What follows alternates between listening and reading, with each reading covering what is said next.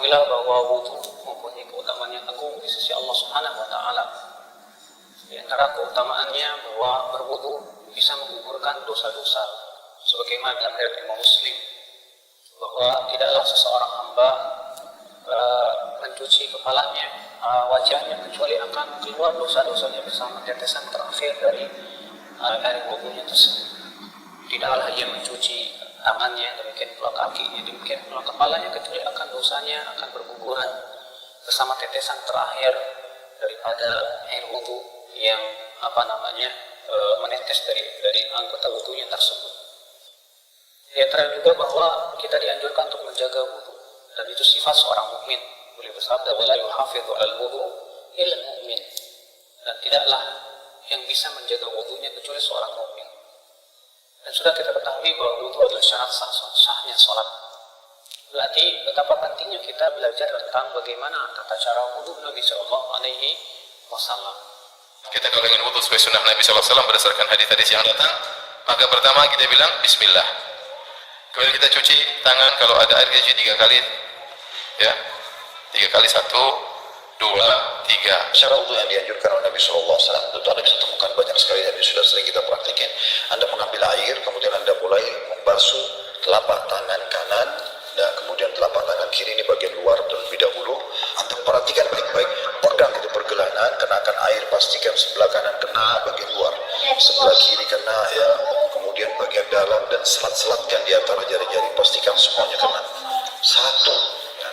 Kemudian Anda buat lagi, ya, 2 sampai betul ya, kena semua. 3 kali.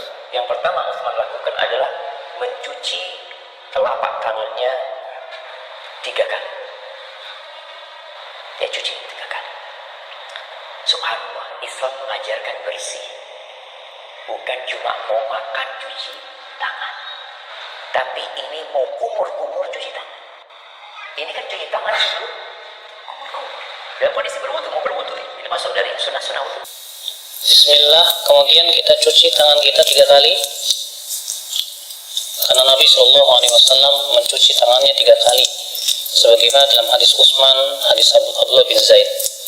Setelah itu kita berkumur-kumur, ambil air. Kalau kita pakai keran lebih mudah, air 1 di mat-mat itu di gini, dikumur-kumur.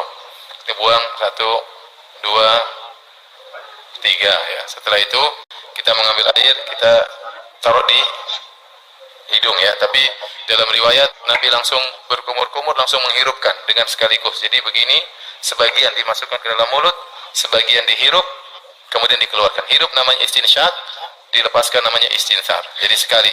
Yang kedua, sebagian masukkan ke mulut, kumur-kumur, sebagiannya dihirup dan dikeluarkan. 2. Kemudian ambil lagi yang ketiga, sebagian dimasukkan dalam mulut, kumur-kumur, sebagian dihirup dan dikeluarkan. Ya, itu hukumnya wajib atau sunnah ada. Kemudian Anda mengambil secakup air di telapak tangan Anda, ya. Itu yang dicontohkan dalam riwayat Utsman bin Affan radhiyallahu anhu pada saat mempraktikkan wudu Nabi SAW, mengambil air kemudian setengahnya dimasukkan ke dalam mulut sambil madmadah, kumur-kumur. Dan kumur-kumur atau madmadah ini itu harusnya seluruh rongga mulut bagian dalam kena.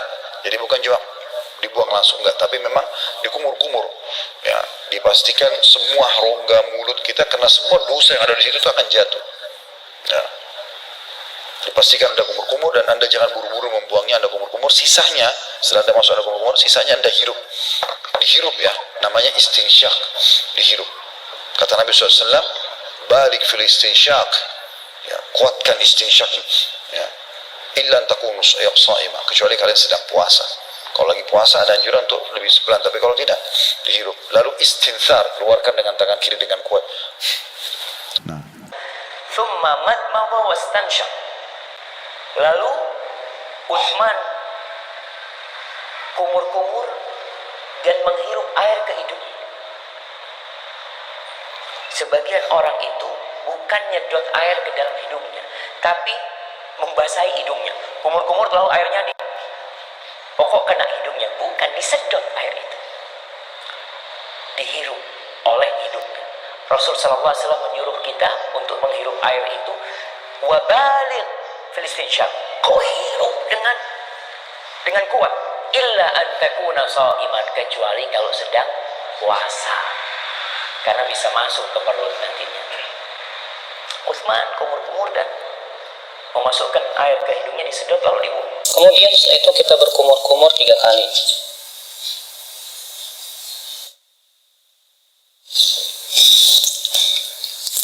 Ketika berkumur-kumur, kita ambil satu telapak tangan, kemudian kita masukkan air ke mulut, lalu ke hidung sekaligus.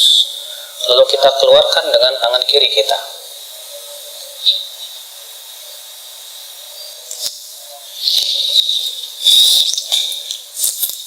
Kita lakukan itu 3 kali. Khilaf. Kemudian setelah itu baru wajah. Ini yang rukun. Ini sepakat rukun. Wajah semuanya harus kena. Ya. 1, kemudian ambil lagi air. 2, ambil lagi apa? 3. Selanjutnya Anda ambil air dengan 2 telapak tangan, lalu Anda membasuh wajah Anda, ya, di awal tempat tumbuhnya rambut, ya. Kemudian kena sampai ke samping sebelah kuping, ya, dipastikan kiri kanan sampai ke dagu, ya. Dipastikan seperti itu, jadi dipastikan kena semua. Dan bagi yang punya jenggot seperti kami, tentu menyilat-nyilatkan jarinya di antara jenggotnya, dipastikan semuanya kena. Kalau yang saya sering lakukan, saya mengambil air, saya letakkan di tengah-tengah wajah, lalu saya putar seperti ini, sehingga saya merasa semuanya kena, ya.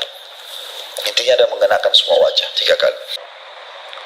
Tsumma ghassala wajhahu 3 marrat. Beliau membasuh wajahnya 3 kali. Wajah itu mana? Kalau dari samping wajah itu telinga kita ke telinga sebelahnya. Kalau dari atas batasan wajah itu tempat tumbuhnya rambut normal. Orang kalau botak kan, apa Ustaz wajahnya itu sampai belakang-belakang Ustaz?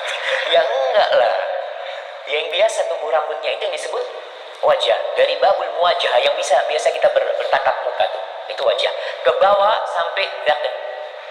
Sampai apa namanya? Dagu. Bagaimana dengan orang yang berjenggot? Maka wajahnya itu jenggotnya masuk wajah. Karena dia bertatap muka dengan jenggotnya. Oleh karena itu jenggot pun dibasuh. Dianjurkan untuk ambil air kemudian dimasukkan ke sela-sela jenggot. Setelah itu kita akan mencuci wajah. Dan batasan wajah terjadi ikhtilaf para ulama, apakah wajah itu dari sini ke sini, dan ini pendapat jumhur, itu mulai dari, ya, daging yang menyembul di sini di telinga sampai kepada ini. Sebagian ulama mengatakan bahwa wajah itu masuk padanya bagian kuping bagian depan, dan ini diriwayatkan dari Ali bin Abi Thalib. Adalah Ali bin Abi Thalib ketika mencuci wajah, beliau mencuci bagian depan telinganya, ya.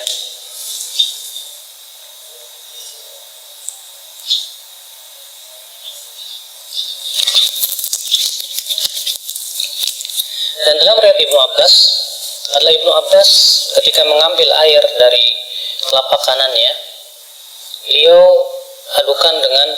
iringkan dengan telapak kirinya, kemudian beliau mengusap atau mencuci wajahnya. Kemudian dilakukan itu 3 kali.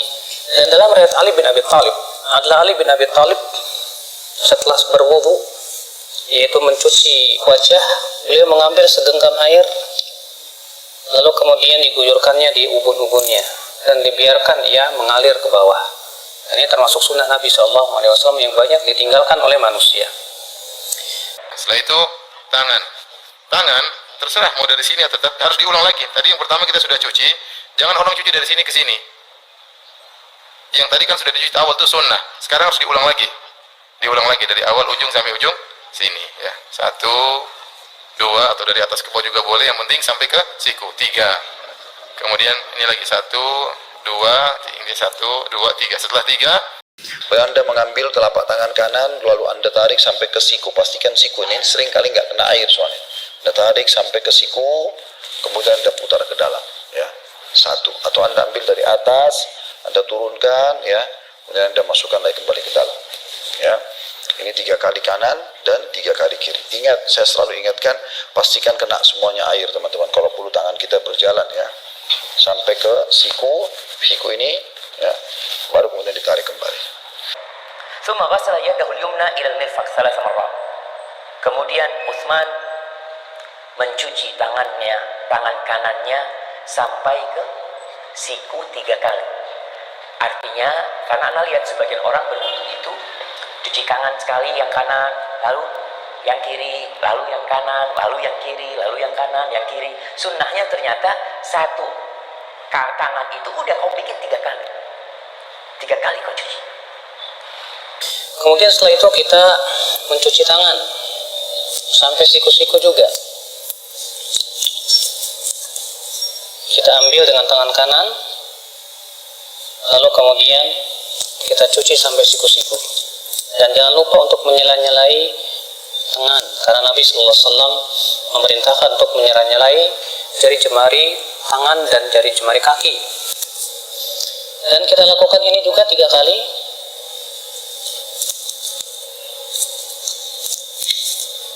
Kemudian apa? Kepala ini sekali aja. Mau ke hidung, ke telinga boleh ya. Sunnah. Ya, sekali aja.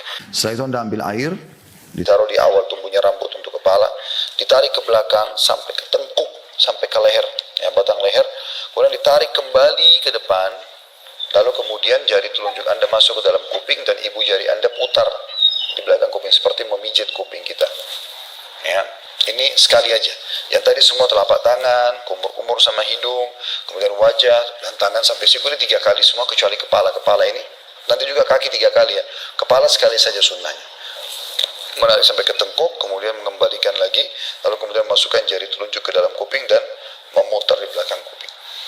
Thumma masaha ra'sahu. Lalu dia mengusap kepalanya. Mengusap kepalanya. Apa perbedaan mengusap dan membasuh? Ya, jadi kalau membasuh itu ada air yang mengalir. Jadi airnya itu ada. Artinya air ketika kau taruh di wajahmu itu ngalir air itu. Tapi ketika mengusap, itu air hanya ada di tangan. Sisa air dari tangan. Kau usap. Apakah dengan air baru atau dengan sisa air mencuci kedua tangan? Ada khilaf di antara ulama mengatakan kalau tanganmu sudah basah boleh, tapi kalau kamu ambil air lagi lalu kau usap, tapi tidak ada airnya di tangan, artinya kering tangannya itu tidak kita menyimpan air di telapak tangan kita. Cuma sebutkan sini masa ra'sahu. Disebutkan di sini tidak disebutkan 3 kali. Berarti cuma sekali. Setelah kita mencuci tangan, maka kita ambil air segenggam, kemudian kita mengusap kepala kita. Dan tata cara mengusap kepala ada 2 macam. Yang pertama yaitu mengusap dari arah depan, kemudian kita seret sampai ke tengkuk, kemudian kita kembalikan lagi ke depan. Begini. Kemudian kita kembalikan lagi ke depan. Lalu kemudian kita masukkan jari kita ke dalam telinga, lalu kita usap bagian belakangnya seperti ini. Karena Rasulullah mengatakan al-udhunan minar ra's. 2 telinga itu bagian daripada kepala. Adapun cara yang kedua, itu yang disebutkan dalam hadis riwayat Abu Daud juga dari hadis Rubayyi, bahwa adalah Rasulullah SAW mengusap kepalanya wala yughayyir min sya'ri syai'an. Beliau tidak merubah bentuk rambutnya sama sekali. Ditafsirkan oleh para ulama yaitu mengusap rambutnya mengikuti alur rambut. Dalam riwayat Imam Ahmad bin Hanbal, beliau memberikan contoh, ambil air kemudian dimulai dari tengah lalu ke depan, kemudian dimulai dari tengah lalu ke belakang. Ini yang dicontoh oleh Imam Ahmad bin Hanbal. Maka ini kata Al-Imam Al-Khattabi, khusus bagi mereka yang mempunyai rambut yang panjang, ketika ia berwudu, ia tidak ingin rambutnya berubah sesuai dengan alur rambut, sehingga rambut itu tidak acak-acakan. Ini subhanallah juga banyak tidak diketahui oleh banyak kaum muslimin, padahal hadisnya sahih atau hasan, dihasankan oleh Syekh Albani rahimahullah. Dan dalam riwayat Muawiyah ketika mengusap kepalanya, itu beliau menggunakan cara seperti ini. Diambilnya air, kemudian air ini diguyurnya di ubun-ubun, kemudian diusapnya seperti ini. Dan ini pun juga dilakukan oleh Rasulullah SAW, dan itu boleh kita lakukan sekali-kali karena itu juga dilakukan oleh Rasulullah SAW. Baru kemudian kaki kanan sampai mata kaki 3 kali, kaki kiri mata kaki sampai 3 kali, kemudian berdoa. Itulah kira-kira sederhana tata cara wudu yang dianjurkan oleh Rasulullah. Kemudian Anda membasuh kaki, ya dibasuh kakinya, dipastikan batas minimalnya adalah mata kaki maksud saya, maka harus di atas mata kaki. Kata Nabi SAW, ya sungguhnya anggota tubuh seseorang yang berwudu itu akan dipenuhi dengan perhiasan pada hari kiamat. Siapa yang bisa memanjangkan cahaya, dia panjangkan cahaya. Maksudnya dia jangkauannya ya, dia panjangkan jangkauannya. Atau riwayat ini atau tentang memanjangkan ini ada di riwayat yang pertama tadi tentang masalah kita akan datang pada hari kiamat dengan anggota tubuh kita yang kena wudunya akan mengeluarkan cahaya. Maka kata Nabi SAW, siapa yang bisa memanjangkan jangkauan, ya, misalnya batas minimal sini dilebihkan, batas minimal sini dilebihkan, ya batas minimal mata kaki dilebihkan sampai ke betisnya, maka lakukanlah. Maka lakukanlah. Jadi wudu teman-teman sekalian adalah hal yang luar biasa. ثم غسل رجله اليمنى إلى الكعبين 3 مرات. Kemudian dia mencuci kaki kanannya sebanyak 3 kali sampai ke mata kaki, yang daging yang muncul dari betis yang bergabung dengan telapak kaki. Itu sendi, itu disebut mata kaki. Kemudian setelah itu kita akan mencuci kaki. Kita akan cuci kaki dan kita sela-selai dengan jari kelingking. Dalam riwayat Abu Daud demikian, Rasulullah SAW menyela-nyelanya dengan jari kelingking. Kemudian kita cuci sampai ya mata kaki. Kita lakukan itu 3 kali. Kemudian sebelah kiri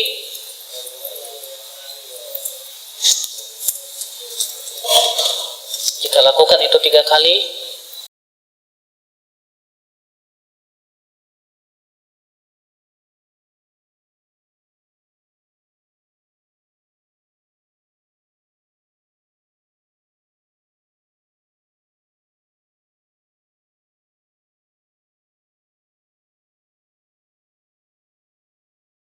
Lalu kemudian setelah berwudu dianjurkan kita mengucapkan asyhadu an la ilaha illallah wahdahu la syarikalah wa asyhadu anna Muhammadan abduhu wa rasuluh. Bisa ditambahkan Allahumma ij'alni minat tawwabin waj'alni minal mutatahhirin. Dan disebutkan dalam riwayat Tirmidzi, Rasulullah SAW juga mengajarkan doa lain. Ya, setelah wudu itu subhanakallahumma bihamdik asyhadu an la ilaha illa anta astaghfiruka wa atubu ilaik. Rasulullah, siapa yang membaca ini setelah wudunya, maka akan distempel dan tidak akan pecah selama-lamanya sampai hari kiamat. Subhanallah.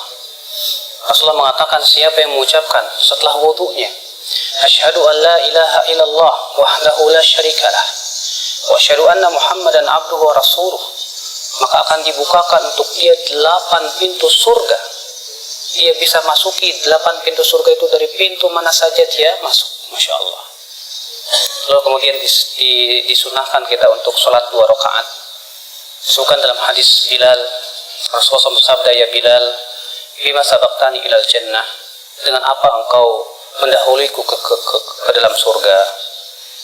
Kata Bilal, wahai Rasulullah, tidaklah aku berhadas kecuali aku sholat 2 rakaat. Kata Rasulullah, dengan 2 itu kamu masuk surga. Subhanallah. Ini keutamaan yang agung ya akhul Islam. Semoga ini memberikan faidah untuk kita semua tentang bagaimana tata cara wudu Nabi SAW. Allahu Rabbi wal Islam dini wa Muhammadan Rasulullah.